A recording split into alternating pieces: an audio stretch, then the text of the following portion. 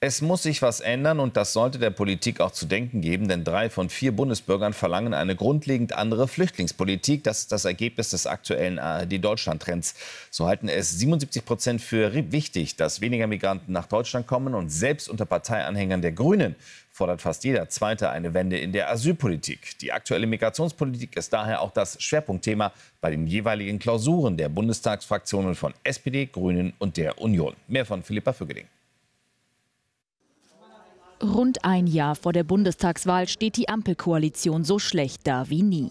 Im aktuellen Deutschland-Trend geben nur rund 16% der Befragten an, mit der Ampel zufrieden zu sein. 84% sind unzufrieden. Das wichtigste Thema für die Wähler: Asyl- und Flüchtlingspolitik. Der Großteil spricht sich für eine Wende aus. Auch 65% der SPD-Wähler sind dafür und fast 50% der Grünen-Wähler. Dennoch schaffen Regierung und Opposition es bisher nicht, sich beim Thema Asyl zu einigen. Die Union fordert faktisch, sämtliche Flüchtlinge an den deutschen Grenzen zurückzuweisen. Bei der Klausurtagung der Fraktion in Brandenburg wiederholt Friedrich Merz sein Ultimatum. Bis Dienstag erwartet er eine Entscheidung der Bundesregierung. Wenn die Bundesregierung sich zu einer schnellen Entscheidung nicht in der Lage sieht, dann gibt es aus unserer Sicht keinen weiteren Beratungsbedarf, jedenfalls keinen mehr mit uns.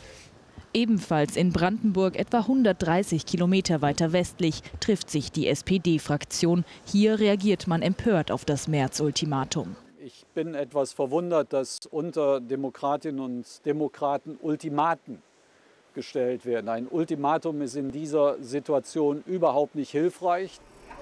Die SPD-Innenministerin prüft derzeit rechtliche Möglichkeiten. Sie sei offen für alles, so Nancy Faeser. Vor allem den Grünen gefällt aber die Unionsforderung nach deutlich mehr Zurückweisungen an den Grenzen nicht. Sie haben rechtliche Bedenken. Also was nicht geht, ist, sich laufend in die Debatte mit Vorschlägen einzubringen, die aber einer rechtlichen Prüfung oder einer näheren Betrachtung überhaupt nicht standhalten. Da erwarten wir auch von der Opposition mehr Seriosität. FDP-Chef Christian Lindner hingegen mahnt in Richtung Grüne. Ich würde allen raten, intern sorgfältig zu beraten und dann das umzusetzen, was rechtlich möglich ist, gegebenenfalls aber auch deutsches und europäisches Recht zu ändern zu versuchen. Verschärfungen könnten schon in der kommenden Woche in den Bundestag eingebracht werden.